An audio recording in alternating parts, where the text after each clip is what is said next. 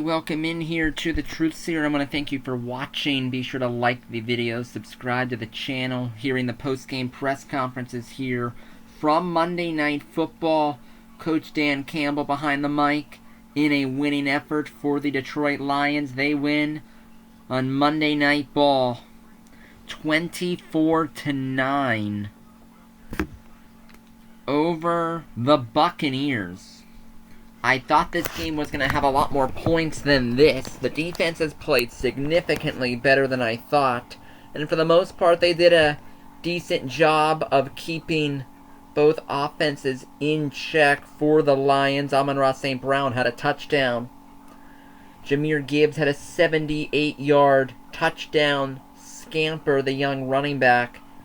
As the Lions get it done, they go 5-2 into their bye week. Rough performance, worst offensive performance of the year for the Tampa Bay Buccaneers and Baker Mayfield. And it has just been revealed that they have lost Mike Evans, wide receiver Mike Evans, suffered a broken collarbone, and he is expected to miss most of, if not the remainder of the season. So a massive blow in terms of injury for Tampa. They lose their number one receiver the rest of the way.